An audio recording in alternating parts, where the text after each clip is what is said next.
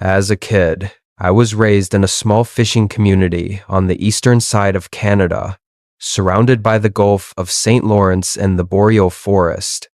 The entirety of the land was close to 4,000 foot square, with an even smaller number of residents sprawled out over Main Street, the main road running straight through our little town, and farming houses spread widely between areas of trees that were changed to domestic residential homes when agriculture stopped being profitable.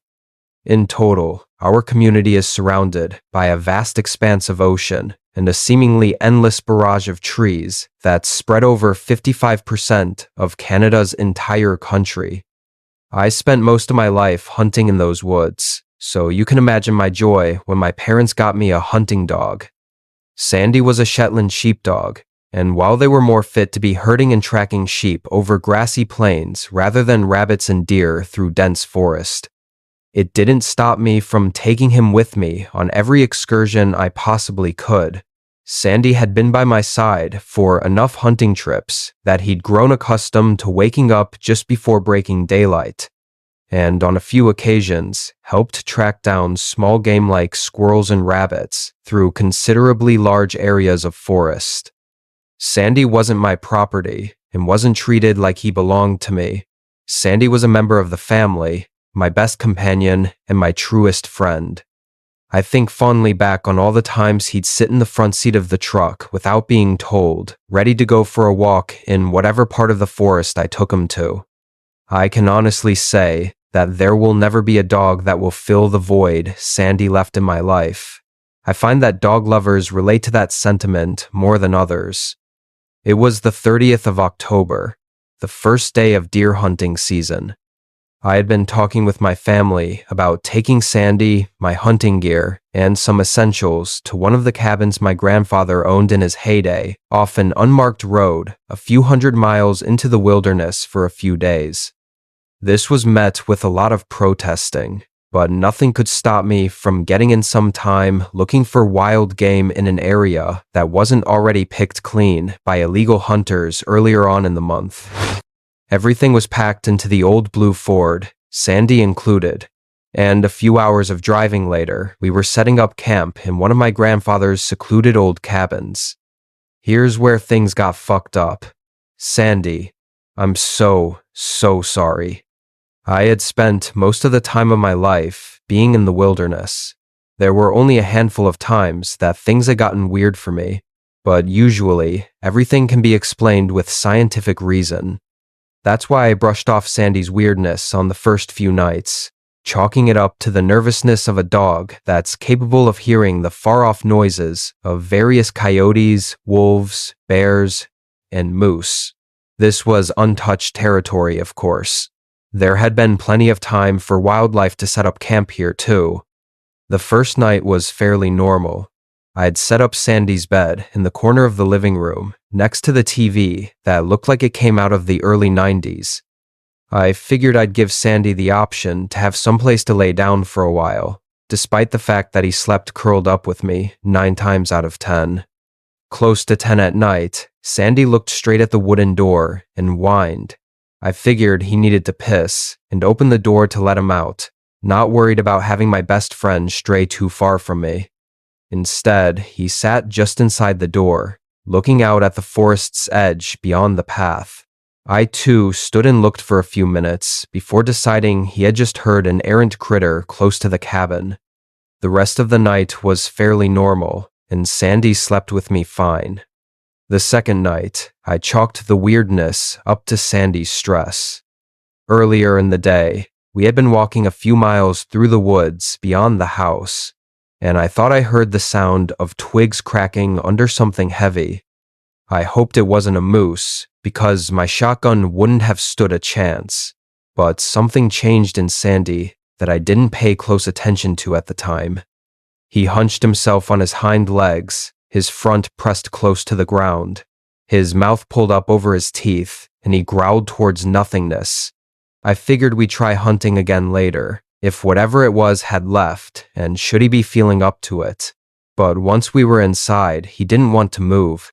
Even when I tried to get him to go outside and do his business, He sat at the door and cried, wailing at me to let me know he didn't want to go out there. I didn't pressure him. If he pissed on the floor, so be it. Sandy never acted up before. I could excuse an accident or two if he really didn't want to be out there. It must have been a bear, I thought, before locking the door and calling it a night.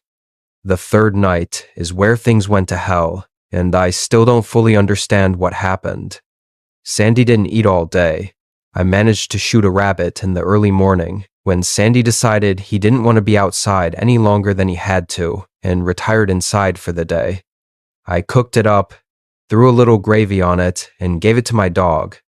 I didn't do this all the time, but I figured now was a special occasion, and maybe a treat would put him in a better mood for another walk the next day. Sandy didn't touch it. He didn't so much as sniff it. Instead, he sat at my side on the couch, watching the doorway intently. I tucked him under one of my arms, and he laid his head on my lap, eyes still locked on that door. Close to 3 hours of watching grainy VHS tapes on an outdated television set, Sandy started crying, hugging himself close to my body. This is where my judgment took me down the wrong path for the first time of many. It must sound silly, being my dog's protector rather than my dog being mine, but this was my family. I figured if there was something out there that was scaring Sandy so bad, then it was my job to do something about it. I loaded my 4.10, opened the door, stood in the doorway, and waited. I must have waited at least a half hour, staring into nothing. There was barely any sound, save for the faint buzz of insects and leaves rustling in the cold autumn wind. Moose aren't elegant creatures, and if it were a moose, I would have heard it coming. Around the 40-minute mark, Sandy took off like a shot into the darkness of the trees beyond the path, barking wildly.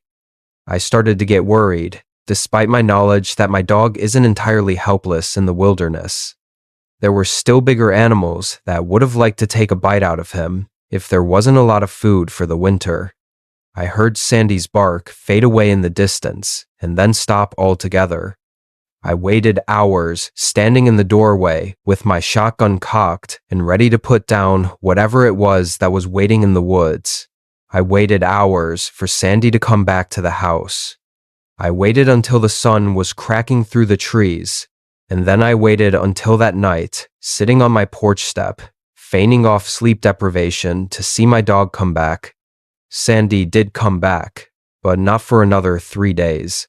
Fog had rolled in at that point, and it was getting darker, the night painting the sky a navy blue.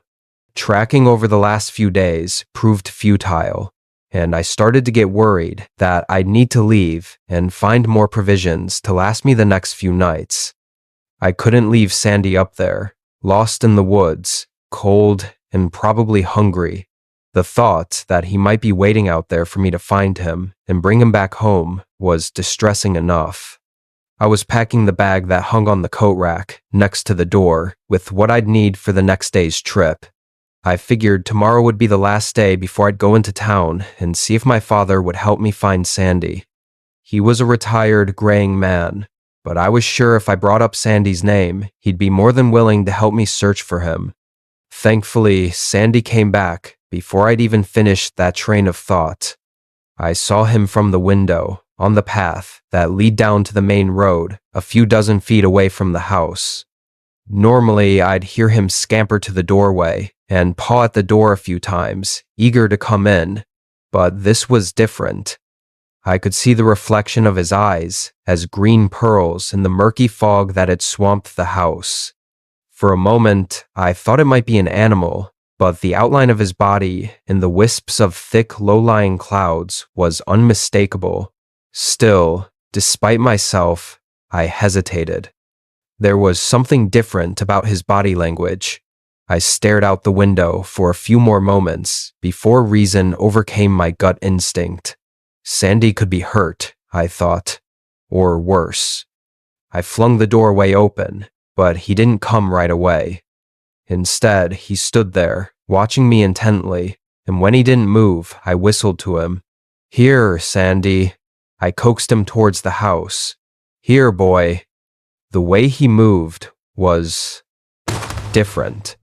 It was as though his hips had been dislocated, and the angle of his paws changed direction with every step, as though he'd forgotten how to walk properly.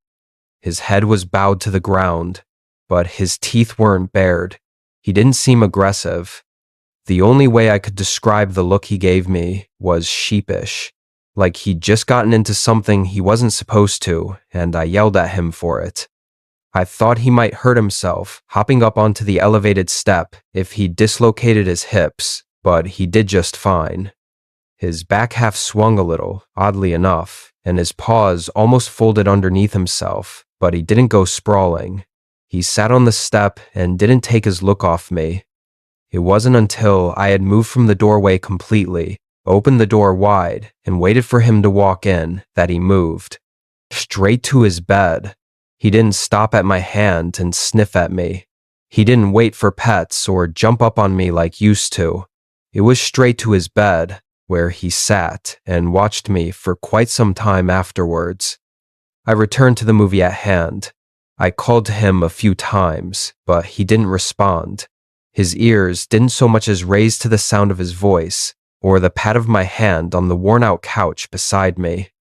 I had missed my buddy, but I wasn't about to move him physically towards me. There was something about him that said I shouldn't have let him in, but I chalked it up to silliness, and a few hours later, I went to bed. The more I think back on it, I don't recall him blinking once. He sat there like a statue, and when I turned off the light, I could still see the reflection of jade green following me as I went into my room and shut the door. I could have sworn I heard him walk in the night, the sound of nails clicking against the wooden floor coming up to the door of my room, but they were slow and deliberate. They weren't like the quickness of Sandy realizing I'd gone to bed and coming to curl up. I heard the noises stop outside of my bedroom, but I didn't hear his whine. I thought nothing of it and fell into a deep sleep. When I woke in the morning, I figured it must have been a dream. Sandy was still sitting in the upright position I left him in when I went to bed. It was as though he didn't move a muscle the entire night, and when I said good morning, he didn't so much as wag his tail. He did follow me into the kitchen, but he paused at the doorway when I put his bowl down on the floor and filled it up with supermarket dog food. Once again, his back half moved weirdly as he slowly made his way towards me. There was a nagging feeling that something was off-putting about the way he looked that day. It was like he had gotten a little longer overnight. Sandy hunched down again, like when he was walking to the door the night before. He didn't come into the kitchen. I figured he must have been hungry, being out in the wild for so long, but he eyed me like he was waiting for me to come a little closer rather than touch the food. It goes without saying, but after a few moments of a staring contest between me and my unblinking dog, I called off that foolishness and called his name out loudly. Not even a flinch. I didn't want to move closer to my dog to leave the kitchen door, but this was my Sandy, and the most damage he'd ever done was eat flies. Sure enough, as I passed him, he turned and his body swayed unnaturally, but he didn't move towards me. When I left that day, I couldn't find anything. The deer tracks in the mud were made a few days prior and went cold off naturally made trails through the woods. I couldn't hear bugs or birds or even the howl of a nearby coyote. The only sounds for miles away from the campsite were my own breathing and the sound of crunching leaves underneath my feet. When the sun started to set, I started making my way back, but I should have just packed my shit and left. Just behind a cluster of trees, with the house just visible beyond the rise, I figured I found out the reason why the animals had abandoned this place. Generally, when there are mass animal deaths, that usually means that something is wrong in the area of the slaughter, and wildlife are usually smart enough to get the hell out of Dodge. Even cats are bred instinctively not to like drinking from water that is close to where their food is, because if you saw a dead animal close to a stream, you'd figure the stream was tainted and find another source of water. Hundreds of squirrels were disemboweled and strewn across the grass in an almost perfect circle. Most of them were skinned alive, but when I turned to heave up all the contents in my stomach, there were a few dozen that were inside out. I couldn't help but vomit repeatedly as I tried my best to walk around the circle of tiny organs and mashed up bodies, not just over the sight, but because the smell was ungodly. I don't know how long they'd been out there, but if I'd stumbled across this sooner, I'd have left with Sandy in tow immediately after. Gradually, the bodies stopped and delved off into a random dead squirrel here and there. The biggest thing I managed to find, just a few feet off the unholy feeding ground, was a deer. It looked as though something had decided to skin it alive from hide to neck and drape some of the skin over a branch like someone was tanning the hide. I don't know how long it had been there, but it smelled like it had been dead for quite some time, despite the fact that there wasn't a single fucking fly. The head had been cut off clean, just above the shoulders, and when I realized the organs had been removed, I moved from a walking pace through the forest to a jog. Thankfully, the cabin wasn't too far off. I heaved one final time, wiped my mouth off on the back of my sleeve, and looked up to the house to see Sandy watching me from the window. I tried to reason with myself and tell myself Sandy's odd behavior could have been trauma. I know it's stupid to think of it now, but at the time, it was the only reasonable explanation I had to keep myself from going insane. The elongating body could have just been the loneliness getting to me. Sandy had realized there was something up with this place, and the second he noticed it, I should have taken this warning and taken off back into town. Once the door was shut behind me, I started packing the food and essentials back into boxes, moving quickly to try and get my things into the truck before night came. It'd be dangerous to try and maneuver my way through the trails at night, as the hills off Kelly's Mountain were steep and in pitch darkness, with my only companion being my headlights. It would have been easy to slide off a ravine and never be heard from again. I didn't want to stay one more night, but I had no choice.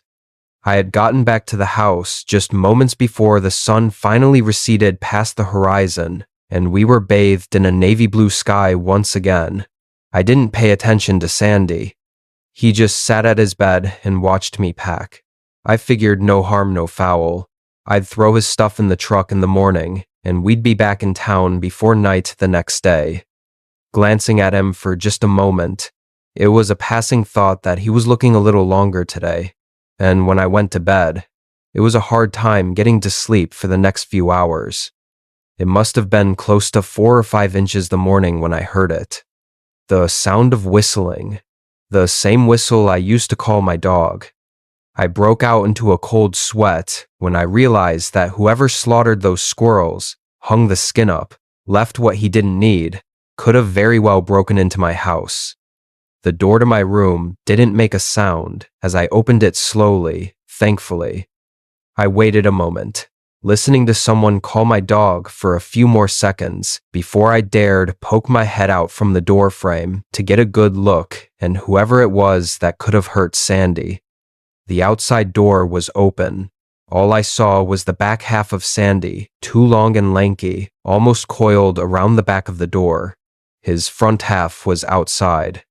Whatever it was that had impersonated my dog, it was whistling slowly, calling for Sandy, when I could have sworn that it had hunched down to the ground again and said "Sa-an-di" in the most ungodly voice I'd ever fucking heard. I closed the door just as softly as I'd opened it. I don't know how long I waited, with my back pressed up against the door. I knew I left my gun in the bag on the coat rack. I know I didn't sleep. I waited until I saw the sun break over the horizon, and then I waited some more, until it must have been midday, and I finally got the balls to open the door again and make a break for the truck. I wouldn't die in that place. Sandy was gone, and the door was open. His food was untouched, but the fridge was open, and all the meat was gone. I didn't bother packing his stuff. I just threw my bag over my shoulder made my way to the Ford as fast as I could, and turned on the ignition. I can't describe the feeling that overcame me as I realized that I'd have to leave Sandy in this place. The thought that he could be dead was never a thought in my mind. I don't think I could cope with the knowledge that whatever I allowed in my house, whatever disemboweled those animals, could have done the same with him. I made my way down the winding paths and roads as fast as I possibly could without veering off the cliffs. I felt like I was turning in circles down this labyrinth that would take me back to that house. But when I reached the pavement on the stretch of road back to town, I felt relief wash over me, thinking I was safe. Just as I was pulling off onto the cement, I felt something hard hit the back windshield, sending broken glass into the passenger's seat. I only got a glimpse of the deer's decapitated head catching on unbroken glass and tumbling into the back seat. I cried for most of the way home, hands clenching the steering wheel so hard my knuckles were white. I wish I could leave this off with a positive note. I wish I could tell you that I found Sandy at home, waiting for me. I wish I could tell you that was the end of it. A traumatizing experience in the woods that I'll get over with time. Last night, I found it hard to sleep. I kept replaying the entirety of my trip to Kelly's Mountain in my head. I figured I wouldn't be sleeping for a while, and laid there, listening to the wind through my open window. I could have sworn I heard the whistle I used to call my dog with, coming from the forest's edge. If you go on trips with your dog, I advise that you don't let them out of your sight for too long. What comes back might not be your dog.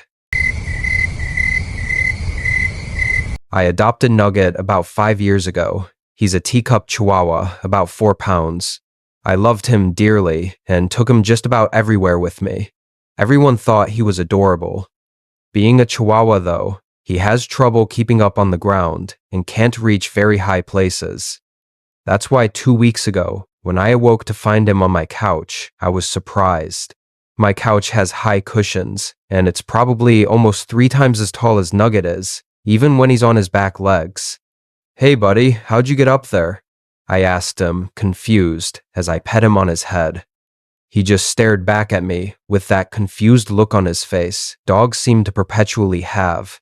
I figured I must have left him up there the night before, and he just slept there the whole night. I decided spend the day cuddling my little Nugget and taking him for walks. That night, I made sure that he was in his bed before I went to sleep, then drifted off. Again, though, in the morning, he was back on the couch watching me idly. I was more confused than anything at this point. I knew that Nugget was in his bed the previous night. Oh well, I thought. He's probably just figured out a way to get up to the couch now. Less work for me. And I tried to push the whole weird coincidence out of my mind. Things slowly but surely got weirder after this. I would find the cabinet where I kept Nugget's treats open in the morning, or his food bowl on the kitchen table. One morning, I even found Nugget lackadaisical, laying on the couch with multiple bags of chips ripped open. I was growing more and more concerned with what was going on. Was somebody breaking into my house and messing with me? That night, I set up a camera to record my living room where Nugget slept. In the morning, Nugget was again on the couch, but I wasn't concerned with him anymore. The camera had been knocked over and laid on its side. I quickly grabbed it, praying that the fall didn't damage it too bad. The lens was cracked up, the camera itself seemed to be okay. I glanced over at Nugget, and he was just sitting there licking himself like nothing happened. I walked back into my room and replayed the video. Nothing happened for the first few hours of the night. Around 2 inches the morning, I saw Nugget get up and walk up to my bedroom door and scratch at it. When I didn't answer, he walked back out to the living room and began pacing around. It seemed like he was searching for something. He stopped all of a sudden once he noticed the camera and stared at it quizzically. Nugget walked over to it and out of frame. A second later, the camera fell and cracked the lens. Nugget reappeared in frame, sniffing the camera a bit, before walking out. Relief spread over me as I figured I must just be imagining things. It was only a minute later when that relief turned to confusion and then dread. Off camera, I heard an almost sickening ripping sound, wet and sticky. It sounded like what you imagine someone's flesh being pulled from the bone. The sound rang all throughout my house for a number of minutes before stopping. I sat there, sweat building on my forehead, waiting to see the source of the sound. Goosebumps spread across my body as I heard the familiar scrap of Nugget's nails dragging across my hardwood floor. It seemed as if his stride was far longer than before. Suddenly, Nugget's legs returned to the screen, just his legs. They trailed up and out of the top of the frame now, like spindly stilts made of fur and flesh. I paused the camera, trying to comprehend what I was looking at, when I heard a small yelp from behind me. I turned around to see my dog staring up at me, dopey-eyed with his tongue sticking out the side of his mouth. His tail was wagging happily as he stared up at me from across my bedroom. "Hey Nugget, who's my good boy?" I said cautiously, now afraid of all 4 pounds of him. Nugget continued to stare at me, then took a step forward. I jumped back and Nugget stopped. He paused for a moment, then looked at the camera in my hand and gave a small whimper. I felt bad for the little guy. I began to approach him and give him a pet when I heard it. The ripping sound from before broke the silence of my room. Nugget's face contorted and he collapsed on the ground as his legs gave out from under him. His legs began to stretch suddenly, growing much longer than before. His paws grew sharper and stronger looking. After what felt like an eternity, the revolting noises stopped. Nugget slowly climbed to his feet, now towering far over me. What was once my small 4-pound teacup chihuahua now resembled that of a 7-foot-tall cellar spider. I wanted to scream. I wanted to run. All I could do, though, was sit there in awe of what I was witnessing. Nugget now stared down at me and whimpered a bit, the same dopey look in his eyes as before. He reached his arm out at me and ran it through my hair. I was terrified. I was sure he was going to rip my scalp off or something. Instead, though, I felt him scratching behind my ear, just like I did for him. Suddenly, he grabbed the back of my neck and pulled me closer to him. Nugget crawled out through the door, legs bounding over one another with me in tow. This was it. This was how I was going to die, I thought. Ripped apart by a 7-foot-tall spider chihuahua. He slowly bounded over to the kitchen and dragged his food bowl in front of me, still full from this morning. Nugget looked at me and then at the bowl. I just stared back at him, unsure of what he was trying to say. Nugget reached down and put his long claws on the bowl and have it a shake, just like I did, to tell him his breakfast was ready. Realization crept across my mind, and I shook my head. "Thanks, boy, but I'm really not hungry right now," I told him, still trying to comprehend this whole situation. Nugget whined at me and then shook his food bowl again.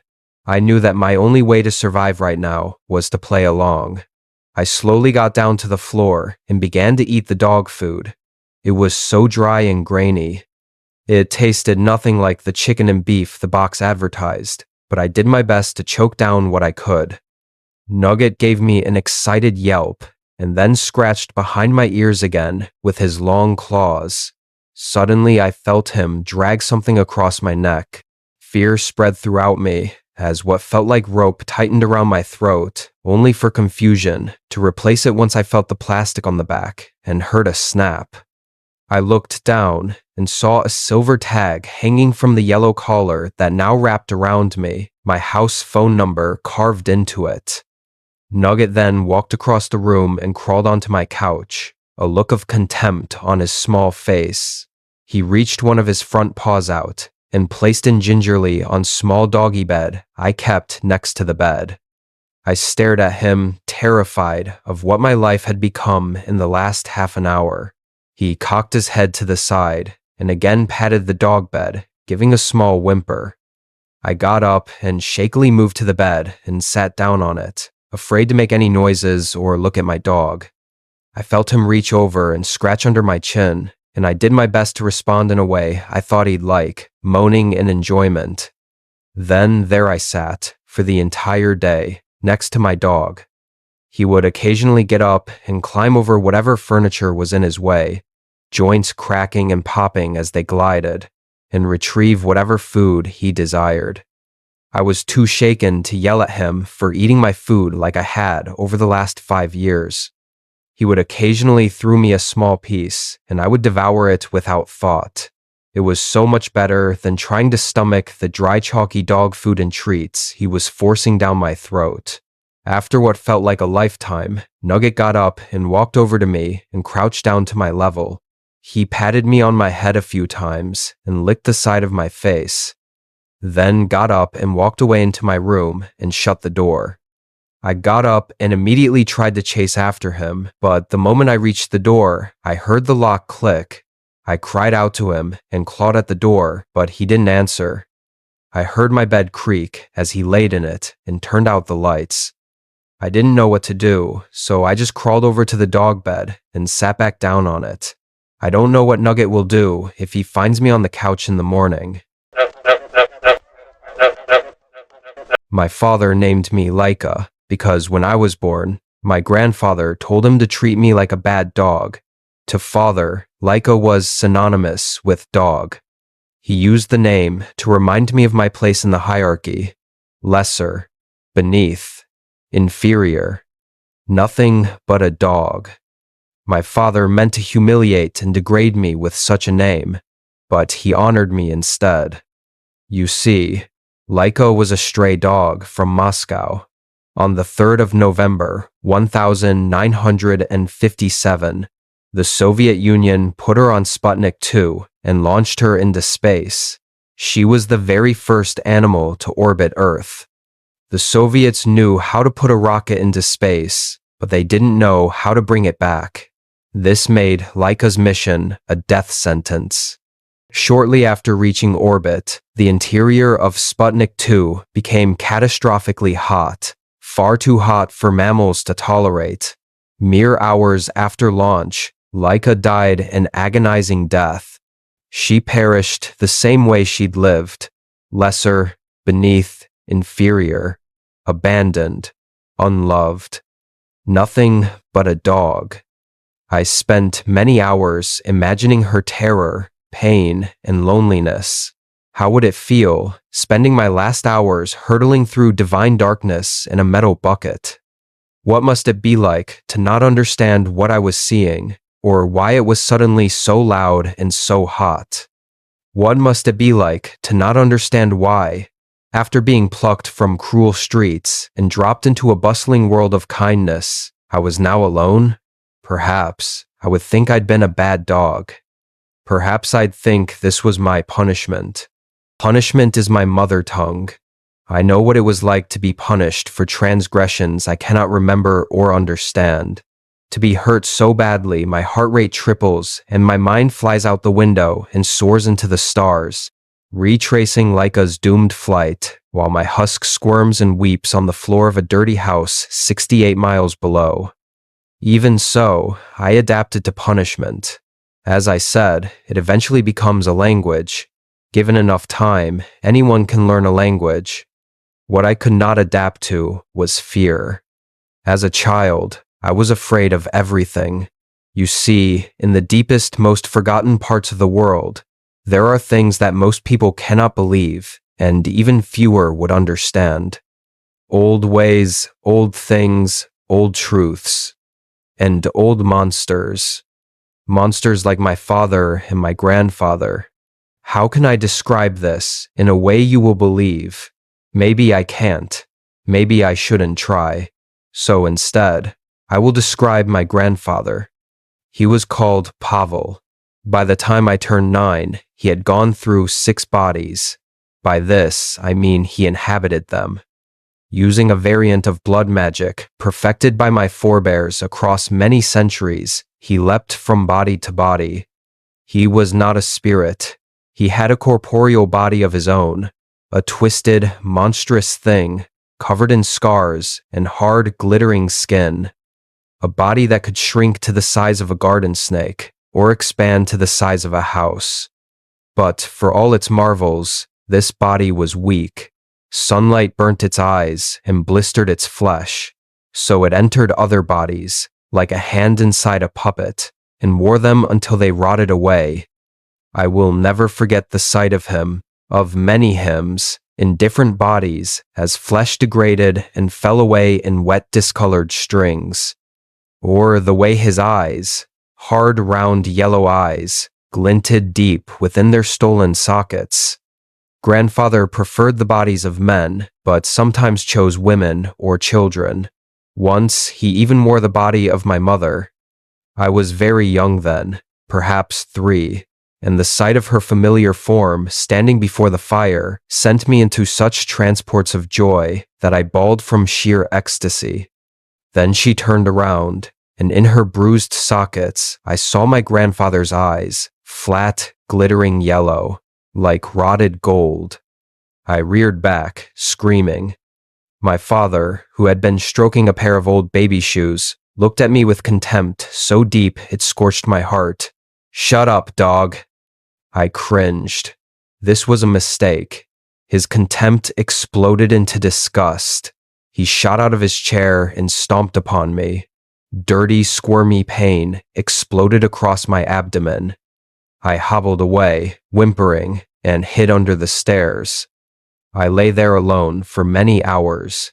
Eventually, my mind left my body and soared into the sky, a reverse dive into a sea of stars. I drifted away, dreaming of diamond-colored constellations and red nebulae. At my side was a curly-tailed dog with a striped face, my namesake, Laika. When I woke, I felt her, furry and warm, chest rising and falling under my hand. I opened my eyes. For just an instant, I saw her in the shadows. Then she shrank away, sinking into the ground. I tried to grab her, but the floor swallowed her. My fingers closed on cold, hard floorboards. I covered my eyes and wept. Several months later, grandfather within mother gave birth to a child, a baby boy with yellow eyes and my father's curly black hair. Mere minutes after the birth, father picked up the baby and took him outside. He returned an hour later, empty-handed. Spurred by horror, I immediately ran out into the night. The cold was brutal, at once invigorating and exhausting. I searched until I found the baby, whimpering weakly beside a snowdrift. He was still covered in birth blood. I named him Alexander and brought him home. When I walked in, father immediately slapped me. I reeled back as stars rocketed across my vision. "Never," he hissed, contempt dripping from every syllable. "Never disobey again. Give 'em to me now." He reached for Alexander, but grandfather stopped him. I looked up and swallowed a whimper. Grandfather stared back at me through my mother's rotting face. The mouth, puffy and discolored, with an oddly detached look, quirked into a smile. "Number, let the dog keep her pup. We have other concerns." They certainly did. They worked together, and they worked constantly. Father kidnapped victims, and grandfather used them. Whenever father brought a new victim to the cabin, grandfather used his hands, long hideous things marked with scars and covered in strange glittering flesh, to tear out the victim's tongue and crush their feet. Then he would wait until nightfall, because remember, sunlight burned grandfather's eyes and blistered his skin, and carry them to his chapel. His chapel was an ancient stone structure at the base of a wooded hill. Within the chapel were 3 red windows and 6 rough-hewn pews. At the end of each pew sat desiccated corpses, facing the altar like sentries. I hated grandfather's chapel. The very air weighed upon me whenever I entered, crushing my heart and poisoning my lungs. The worst part was the fear, electric and paralyzing, inescapable. Luckily, I was just a dog, and dogs do not spend much time inside chapels. but dogs hear screams, even screams from far away, echoing down forested mountains long into the night. Grandfather did not often leave his chapel, but when he did, it was always in the wee hours of the morning. I know this because my father and I were required to hold vigil until he walked through our door. Whenever grandfather came back from his chapel, he looked human again. Smooth skin, wide smile, good proportions. Sometimes he looked a bit like father. Sometimes he looked like his victim. It was as incomprehensible to me as outer space would have been to Laika. The stream of grandfather's victims never ended. Vagrants, the elderly, the travelers, orphans fleeing violence. There were so many. So many. If it weren't for Alexander, I would have withered into nothing. He was more than a brother to me. For all intents and purposes, he was my son. Neither father nor grandfather cared for him. They didn't even feed or clothe him. I had to feed and dress him with what little I had. Despite my best efforts, he never learned to speak. That isn't to say he couldn't communicate. He could, with gestures and facial expressions and nonsense syllables, but language eluded him. But it was all right. He grew into a sweet, curious boy with freckles and long, delicate hands. Over time, his terrible yellow eyes mellowed into a clear, bright green. He was my life. He was my heart. But he wasn't enough. One night, as a little girl's screams came shrieking down the mountain from grandfather's chapel, I finally went to my father. I lay prostrate at his feet, which is how he taught me to approach him. The wooden floor was rough and painfully cold under my fingers. Why, father? Why do you do this? He sat in his chair, watching the fire. In his hands, he held a pair of white baby shoes. Because your grandfather and I must live, little dog. Will I have to do this to live? Yes. Then I don't want to live. I understand, he said. His grip tightened on the shoes. But you don't have a choice. I choked back a sob and waited for the dismissal. I could not come to him without crawling, and I could not leave until he told me so. Instead, he said, "Stand up, Laika." Hearing my name was like being doused in ice water. He never used it. By that point, in fact, I'd almost forgotten I had a name.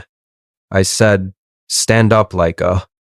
It was a struggle to obey. Fear made my bones rubbery and my muscles weak.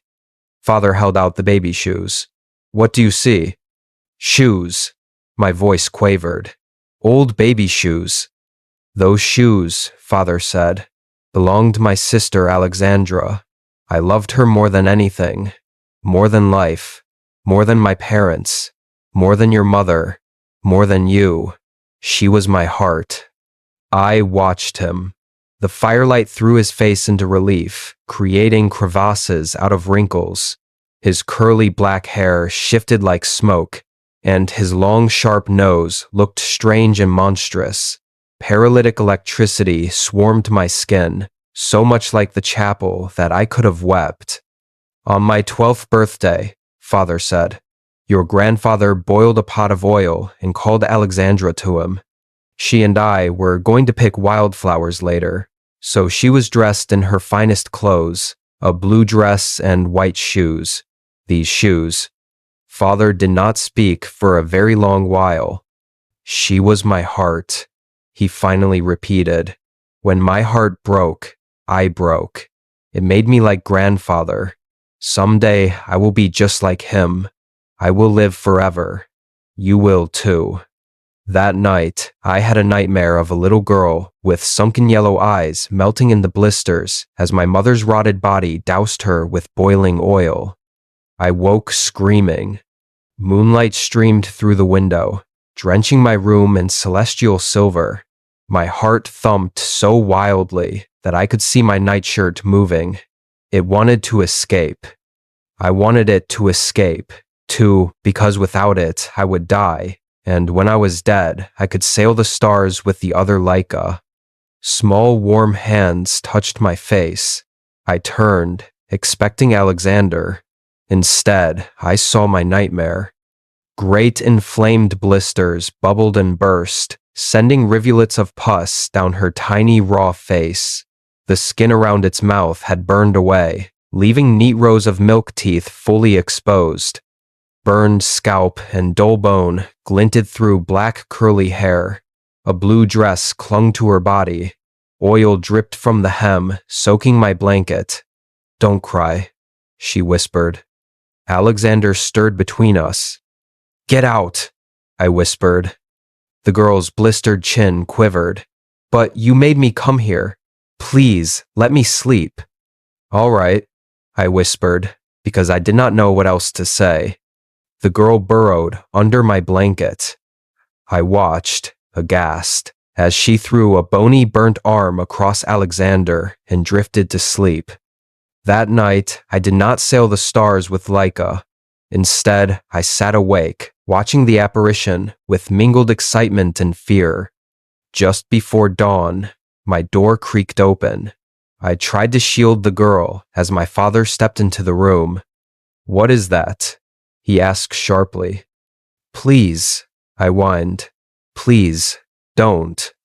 The girl shifted and, incredibly, began to shrink.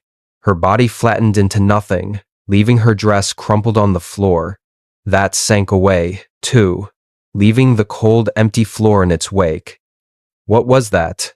Father screamed. "I saw it in my sleep." "Her!" Father roared. "Her, not it." "I saw her in my sleep," I stammered helplessly. "When I woke, she was here." Sweat gleamed on Father's skin, reminding me of stars. "Get dressed. You must see your grandfather immediately." I fell to my hands and knees and crawled to him. "No," he said. "Stand up. Bring the boy." Alexander wept angrily when I picked him up. I ignored him and followed Father into the dark forest. The full glory of early spring bathed the landscape. Pale beams of light shafted through the canopy, cutting the thick shadows with gold. Vermin crept through the undergrowth, and deer watched from a distance. The forest was always full of animals. Grandfather was no danger to the birds or beasts, after all. Soon the chapel came into view, an ancient little church with a black spire, red windows, and frost-encrusted stones. Father ushered us inside. The moment I crossed the threshold, my skin began to crawl. Dread and fear swept over me. Alexander burst into tears. Father shoved me toward the altar. Out of the corner of my eye, I saw the sentry corpses twitching. Chests rose and fell in jagged, senseless rhythms. One especially tall corpse, with long copper hair, turned as I passed. I covered Alexander's eyes and stopped at the altar. Shadows thickened and writhed against the back wall. Back in the pews, bones clattered and dried joints creaked. Something blinked in the darkness behind the altar.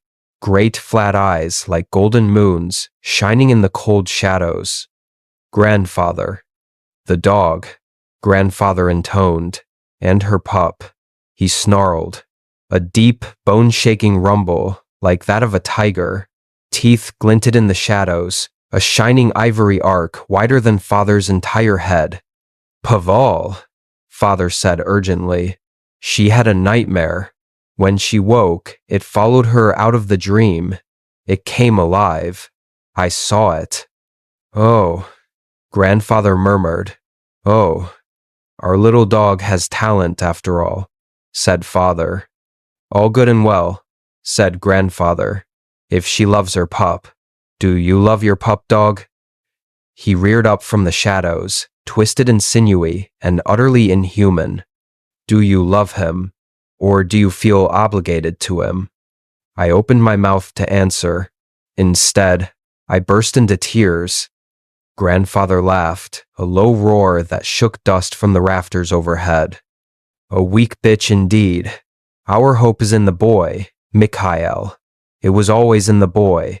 That is why we made him. Now go." Those great yellow eyes flicked to the pews. I do not like to tempt my sentries, not when they are hungry as they are. Fear and disbelief battled across Father's weathered face. Do you not understand what I've told you? She creates life from thoughts. A poor substitute for what we require. Leave, Mikhail. But Grandfather rocketed out of the shadows, a rippling mass of glittering skin and malformed limbs, and knocked Father to the stones. The corpse sentries uttered a deep sigh and continued to twitch. Never, Grandfather snarled. Sunlight poured through the crimson windows, imbuing his strange hide with a red glow. He looked like the sky, a starry piece of outer space. Never defy me. I waited breathlessly for Grandfather's eyes to burst and his skin to sizzle. He was, after all, exposed to daylight, but it did not. Many moments later, Grandfather struck Father across the face and whipped back into the darkness. We left. Father did not speak again until the cottage came into sight. Then he grabbed me and dragged me off the path. Listen, he growled. Listen well. I can protect you from him. And he looked down at Alexander, eyes blazing with disgust. When the time comes, I can protect you from him too, but only if you help me. Why should I need protection? He's small and loves me as a mother. Do you remember the story of Alexandra? Father asked. I nodded. Your story is coming. Only Alexander will be me, and you will be Alexandra. My heart fell to the cold earth. I carefully pressed Alexander's head into my shoulder, shielding his face from Father. Listen, dog. When next you dream of my sister, his voice broke. He pulled away and ran his fingers through his hair. Tears shone in his eyes, which were huge and miserable over his quivering mouth. When she comes again, bring her to me. All right, Father. I had never seen him weep before. The sight was frightening and curiously thrilling. I will. Father nodded curtly, then left.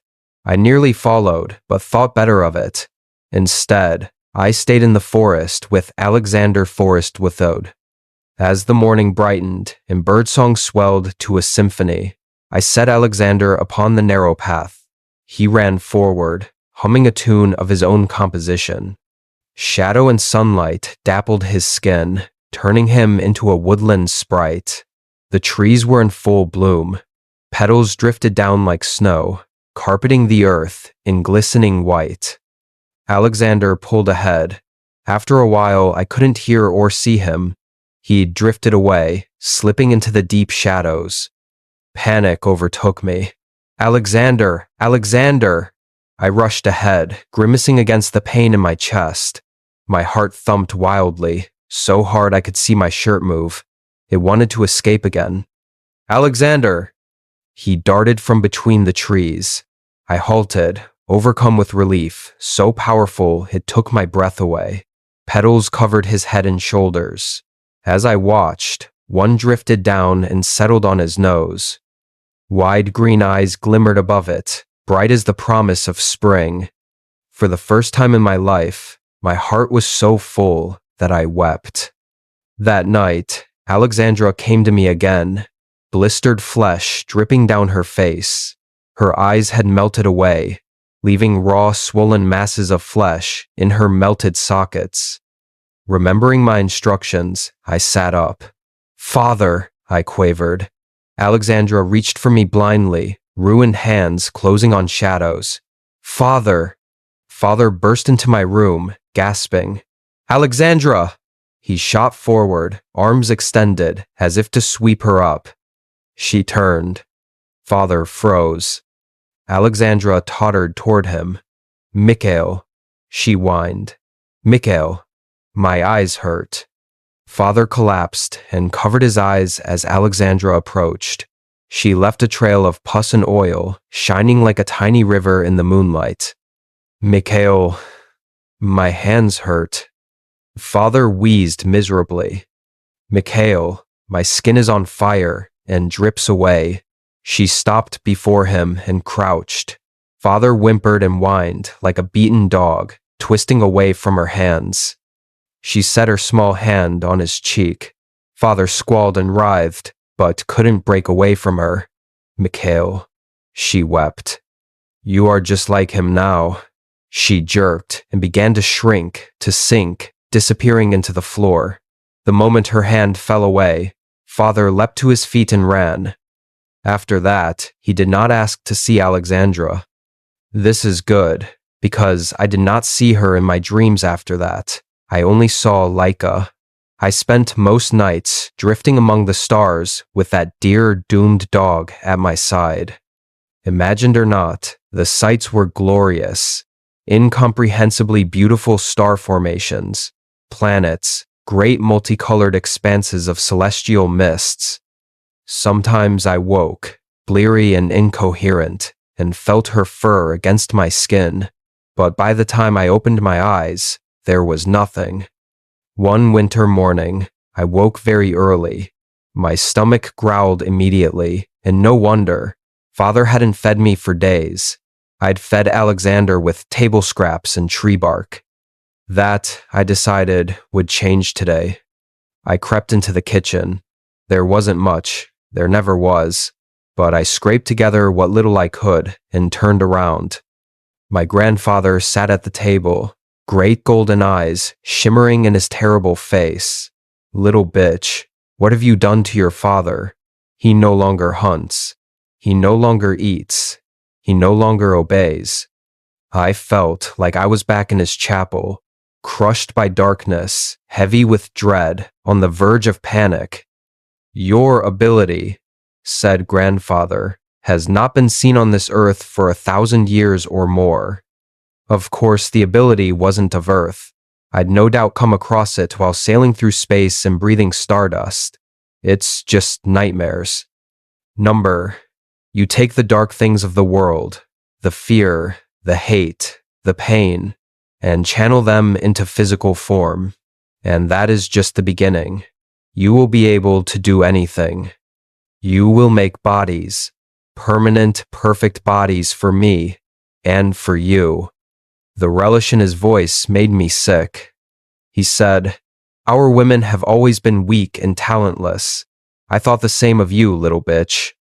Tears pricked my eyes, and my bones thrummed as if struggling to break through flesh and run away.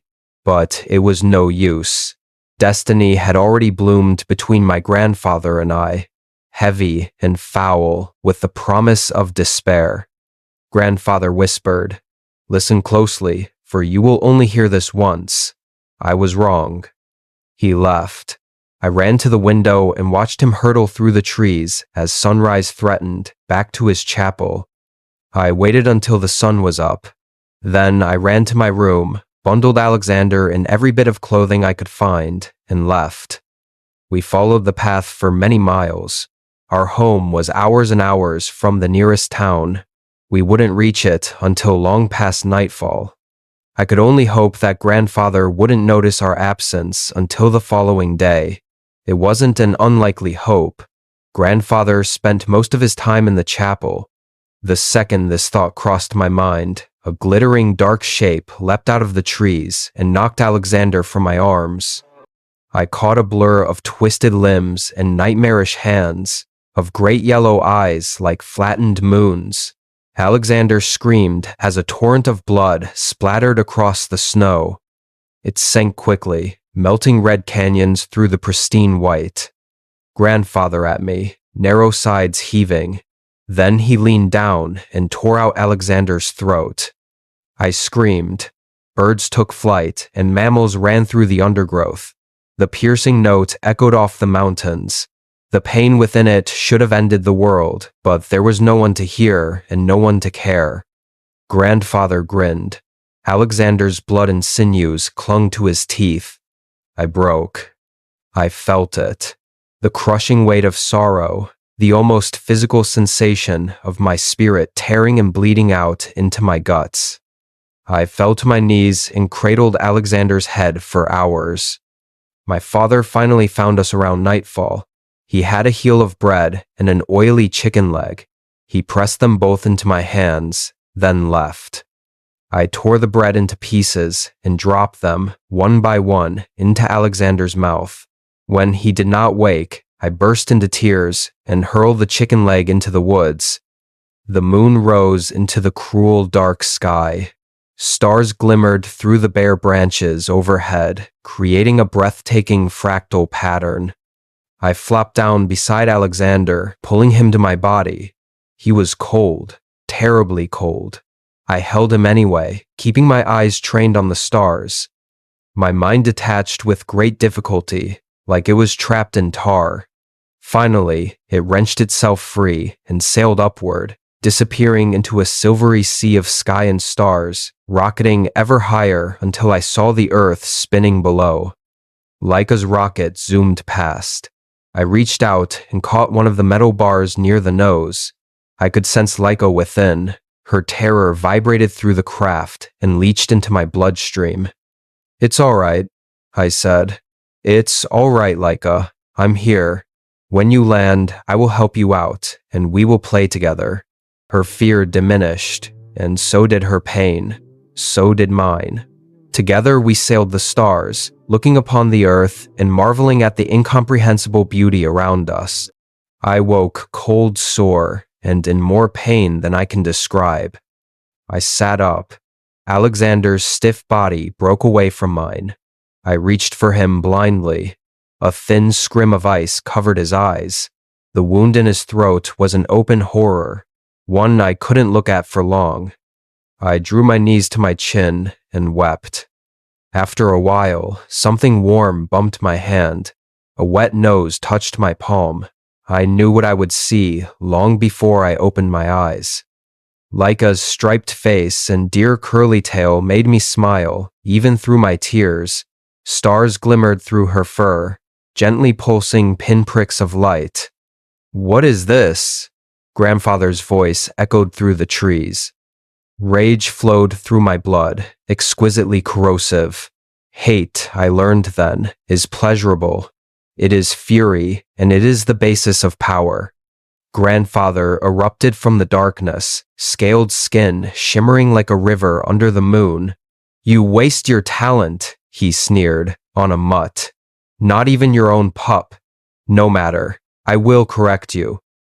Laika reared up and leapt, snout piercing one of Grandfather's flat moon eyes.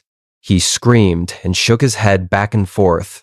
Laika fell to the snow, twisting, and quickly righted herself. Then she bit his foot. Her teeth sank through that impenetrable, immortal hide like butter. Laika was not large enough or strong enough to kill him, but she tore holes in him the way a match scorches holes in paper. Soon Grandfather was on his knees, mere feet from Alexander's corpse. Laika came to me, panting, and collapsed in my lap. She bled from 1,000 wounds, some small, some undoubtedly mortal. "Good dog." My voice broke. I stroked her gently, willing those wounds to close. I was a monster. I'd used Laika just like the others had, calling her down on false pretenses, filling her with hope before throwing her into the void. Good girl, good girl. I looked up as Grandfather's good eye slid to my dead brother. Something dark bloomed there, a wicked, corrupted hope. He curled in on himself, twisted body shrinking to a withered husk, and slid down Alexander's throat. I screamed as Alexander's body twitched and juddered. Then he sat up, bones creaking and frozen sinews cracking. He smiled. His eyes shone like molten gold in a forge. Laika attacked again.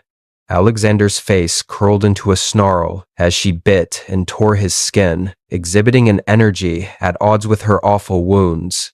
I watched, helpless and hopeless and hurting, wishing I could detach and fly into the stars once more. Except there would be nothing there for me now. I'd called Laika down from the stars and doomed her. The snow crunched behind me. I whirled around. Father stood there, watching me with contempt. In his hands was a sleek, gleaming shotgun. Relief and horror engulfed me. This was the end. My mind would detach forever this time. The fear would finally end. Laika bit down on grandfather within Alexander, who hit her. She whined, but held fast. Father stalked past me and cocked the gun. "No!" I screamed. "Don't hurt her! Don't hurt her!" Father pointed the gun at Alexander's head and fired. Blood and viscera and dark glittering flesh exploded across the snow. Father fired again, then reloaded and fired again and again. Alexander's head evaporated into red mist. Finally, his body lurched, and grandfather, small bleeding scaled grandfather, slithered out of his throat. Laika caught and held him. Father pressed the barrel of the gun against his good eye and pulled the trigger as the sun broke over the mountains. Father stepped back. I reached for him, drunk on hope and gratitude, but he recoiled from me. In his weathered face, I saw despair and rage and contempt. He kept his eyes trained on mine as he placed the gun in his mouth. "No!" I screamed. He pulled the trigger. Half his head evaporated, leaving a glistening mass like a fleshy geode. His body stumbled forward a step, then crumpled to the snow. It took a very long time for the sun to burn grandfather down to dirty oil. Laika held on until the last scrap of skin melted. Then she stumbled to me and collapsed. I stroked her until her body shrank and sank into the ground, leaving nothing but a scattering of tiny dim orbs, the stars I'd seen in her fur. I touched one. It was pleasantly hot. I gathered them up and slipped them into my pocket. I went to Alexander's body, ravaged beyond description, broken in ways that did not seem entirely real, and sat with him until nightfall. Then I stood and walked away, and life went on. At first, I brought them back from my nightmares. Alexander, father, grandfather, even Alexandra. But I quickly taught myself to starve and eventually kill my ability. It is not a good power. It is born of rage, despair, selfishness, and fear. And I cannot tolerate fear. Besides, dogs do not have such awful powers. It is good to be a dog because they are not necromancers. They are not monsters. They are nothing more or less than the simplest and most loving of creatures. That is why I will always be Laika the dog.